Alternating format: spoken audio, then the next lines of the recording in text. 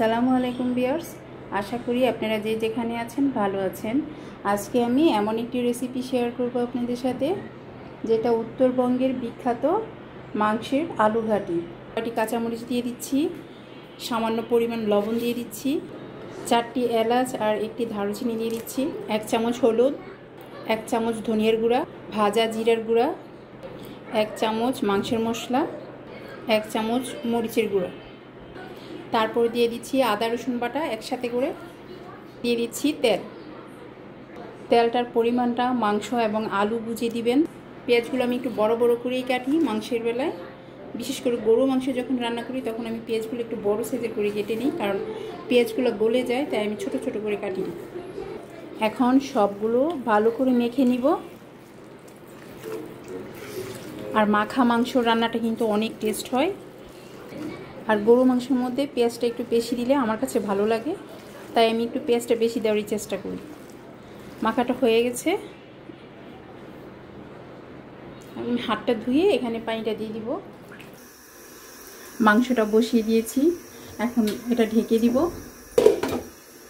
আলুগুলো আগে থেকে আমি সিদ্ধ করে নিয়েছি, এখন এটাকে ভেঙে ভেঙে নিচ্ছি, তবে বেশি ভাঙবো না, কিছুটা যেন গোটা গোটা থাকে ওভাবে রাখবো। এখন আমি এখানে পানি দিয়ে ভালো করে গুলিয়ে নিব। আলুটা অনেকটাই গোটা গোটা রেখেছি, পুরোটা আমি আলু ভেঙে দিইনি। এইরকম একটু দানা দানা না থাকলে এটাকে আলুর ঘাটির মতো মনে হবে না, একেবারে ডাল হয়ে যাবে, তাই আমি একটু আস্তে আস্তে রেখেছি। আমার আলু মাখাটা রেডি হয়ে গেছে। আমি এই চুলায় পেঁয়াজের বেরেস্তাটা করে নিচ্ছি, তার জন্য আমি সরিষার তেল ইউজ করতেছি।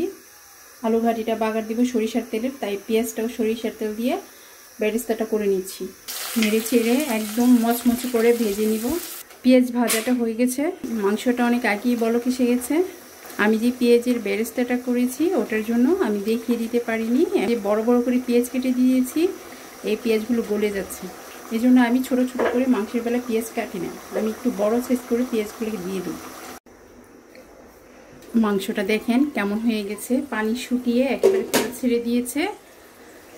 এখন আমি এখানে যে আলুগুলা পানি দিয়ে ভিজিয়ে রেখেছিলাম ওগুলো এখন দিয়ে দিচ্ছি আলুগুলো। আর এইভাবে আলু ঘাটি রান্না করে খেলে যে কত মজা হয়, আপনারা না করে খেলে বুঝতেই পারবেন না। এই যে আলু দিয়ে দিয়েছি, আমি আর একটু কষিয়ে নিব, তারপরে সামান্য একটু পানি দিব, কারণ এখন যদি আমি পানিটা দিয়ে দিই তাহলে এটার টেস্টটা ভালো হবে না। এখন ঢাকনাটা দিয়ে দিব, চুলার আঁচটা বাড়িয়ে দিচ্ছি। আলু দেওয়ার পরে একটু পর পর বারবার নেড়ে দিতে হবে,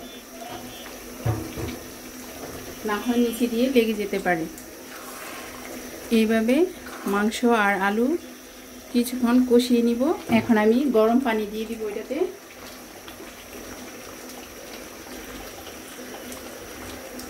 ঘন বেশি মনে হয় বাকি পানিটাও দিয়ে দিব, কারণ এটা তো আরও কিছুক্ষণ রান্না হবে।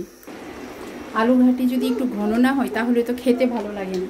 এখন আমি বাগার দিব, কয়টা শুকনো মরিচগুলো ভালো করে একটু ভেজে নিব। মরিচটা ভাজা হয়ে গেছে, এখন আমি কালি জিরা আর কয়টা জিরা দিয়ে দিব, একসাথে দিয়ে দিচ্ছি। আমি বাটিতে আগে থেকে রেখে নিয়েছিলাম, এখন ভালো করে ভেজে নিব। বাগারের মধ্যে দিয়ে দিচ্ছি 1 চামচ মরিচ, কালারটা ভালো আসার জন্য দিচ্ছি, এটা একটু ঝাল ঝাল লাগবে, খেতে ভালো লাগবে। যে কালারটা কত সুন্দর আসছে। এখন আমি বাগারটা মাংসের মধ্যে ঢেলে দিব, একটু নেড়ে দিব। ওটা ইয়ামি হয়েছে। পেঁয়াজ বেরেস্তাগুলো দিয়ে দিচ্ছি। দেখতে পেলেন তো কত সহজে উত্তরবঙ্গের গরুর মাংসের আলু ঘাটি করে নিয়েছি। তাহলে আপনারা বাসায় অবশ্যই ট্রাই করবেন।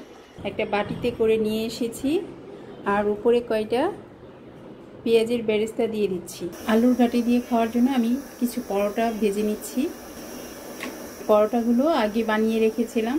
আমি এই আটাটা মাখিয়েছিলাম অল্প একটু চিনি দিয়ে, একটু গুঁড়া দুধ দিয়ে, তারপরে হালকা একটু তেল দিয়েছিলাম, সব কিছু দিয়ে মাখিয়ে রেখে দিয়েছিলাম।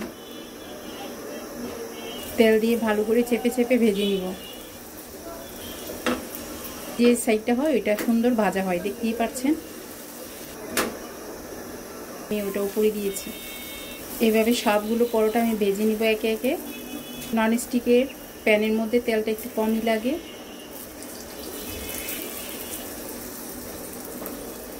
চুলার আঁচটা আমি ছোট করে দিয়েছি, হাই হিটে ছিল, না হয় পুড়ে যাবে সব। আমার সবগুলো পরোটা প্রায় ভাজা হয়ে গেছে। এই হলো আমার সম্পূর্ণ পরোটাগুলো। আজ তাহলে এই পর্যন্তই। আল্লাহ হাফেজ।